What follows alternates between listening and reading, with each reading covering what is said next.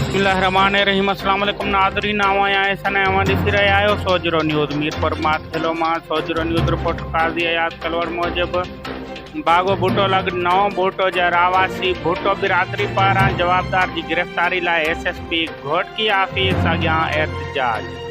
नठण उसमें धरणो नारेबाज़ी। उन मौके ते बशीर अहमद, सईद अहमद, गुलाम यासीन, नवीद अहमद भुट्टो ऐं ॿियनि मीडिया सां ॻाल्हाईंदे चयो त 10 ॾींहं अॻु ज़मीन तां वापसी ते जवाबदार नबी बख्श, खुदा बख्श, अख्तर अली भुट्टो ऐं ॿियनि असांजे नौजवान ऐं पीरसन फैज़ मोहम्मद भुट्टो, सगीर अहमद भुट्टो ऐं शबीर अहमद भुट्टो मथां फायरिंग करे ज़ख़्मी करे विधो हो, जंहिंजी तबियत में अञा बहितरी नाहे अची सघी। हुननि चयो त असांजो हिकु नौजवान रहीम यार ख़ान जी अस्पताल पयल आहे, जंहिंजी हालत नाज़ुक ॿुधाई पई वञे। हुननि पुलिस ते इल्ज़ाम हणंदे चयो त जवाबदार सरेआम घुमी रहिया आहिनि, असांखे धमकियूं ॾेई रहिया आहिनि, पर डहरकी पुलिस केस दाख़िल हुजण बावजूदि जवाबदार गिरफ़्तार करण खां लवाए रही आहे।